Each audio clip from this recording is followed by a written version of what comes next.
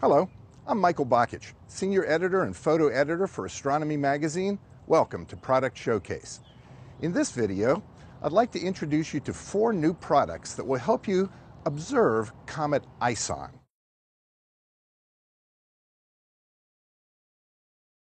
First 2 are binoculars, and they're called Celestron's Cometron binoculars. This one is their 7x50 model. The numbers mean that the binoculars have a magnification of 7 and that each of the front lenses is 50 millimeters in diameter. So that's a 2-inch front lens on each side. So when you look through the binoculars, everything appears 7 times closer. Binoculars are great for observing comets, and these binoculars are really good because they have a wide field of view, almost 7 degrees. So when you look through them, you'll probably be able to see the head of the comet, the bright surrounding of the head, the halo or coma, and a good deal of the tail. Now, if the tail gets really long, you'll have to pan the binoculars along it, but that's kind of fun to do also. So these binoculars, 7x50 with a field of view almost 7 degrees wide. The other binoculars from Celestron are their 12x70. So 12 is the magnification of these binoculars, and 70 is the diameter of the front lens, almost 3 inches across. Because the front lenses are bigger, they collect more light, and the comet will appear brighter to you. Now, the magnification does cut down the field of view some, but there's still a 4.6 degree field of view through these binoculars. So when you look through them, you're going to get a great view of Comet Ison, star clusters, the moon, and lots of other celestial events. Plus, binoculars are great because when you're not using them to look at the sky, you can look at things on Earth. The Cometron 7x50 binoculars weigh about 27 ounces, really light.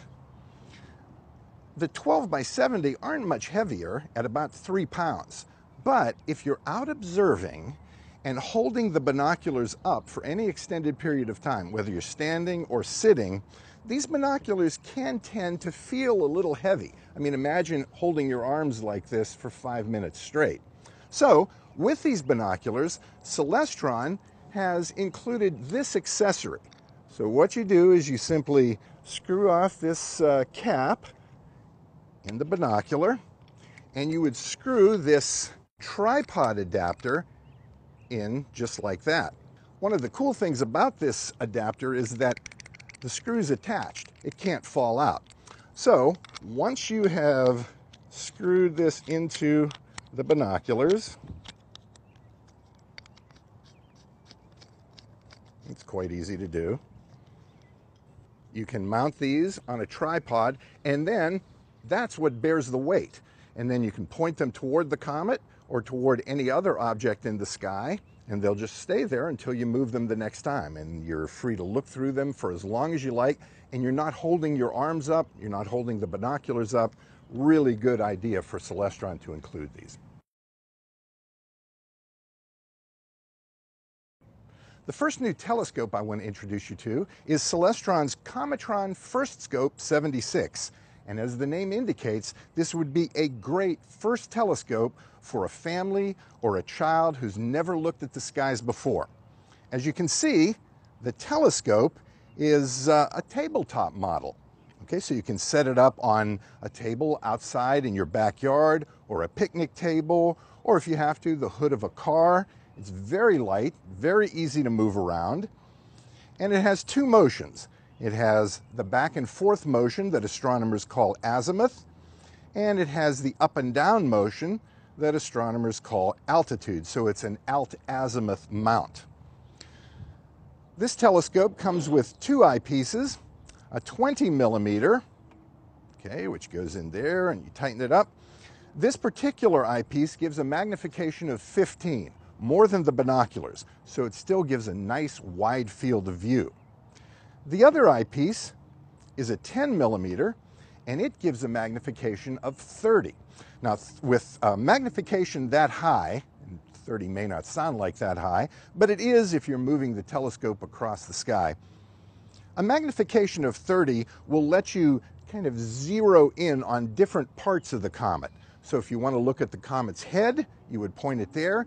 And if you want to scan along the comet's tail to see if it has two tails, as astronomers predict, how the tails connect, how they separate, you can use higher power by using the 10mm eyepiece. The telescope itself has a 3-inch mirror at the bottom of the tube, so it's a reflecting type of telescope. The 3-inch mirror, or 76mm mirror, collects much more light than your eye. So celestial objects are going to appear quite bright. So not just Comet Ison, which is predicted to be bright, but other fainter comets would look good through this scope. The telescope also comes with a nice low-power finder scope. So once you align the finder scope and the telescope, you do that during the daytime, it's quite easy. Point them both to a distant street light and make sure both are looking in the same place. In the nighttime, then you look through the low-powered finder, center the object you want to look at through the telescope, and voila, it will be there. Finally, because all human eyes are different, plus some of us wear eyeglasses, Celestron includes a rack and pinion focuser with quite a bit of travel, so that everybody, whether or not you use eyeglasses, can use this telescope to view Comet Ison. The fourth and final product in this video is Celestron's Cometron 114AZ. 114 refers to the diameter of the mirror that sits in the back of the tube, 114mm or 4.5 inches. A 4.5-inch telescope collects a lot of light, and this telescope will help you see the various parts of the comet quite well. Celestron includes with this telescope a red dot finder, which is really easy to use. You just click it into place, and then you turn it on, and it projects a virtual dot onto the screen here, and you just point that to wherever you want to look in the sky, and you'll be able to center in on the comet or any other object. This telescope, like the first scope, has a rack and pinion focuser, but because it's a larger telescope and because its focal length, the distance from the mirror to the point where the light focuses, is longer, you get a bit more magnification with the same eyepieces in this telescope. So when you insert the 20mm eyepiece, you get a magnification of 22.5.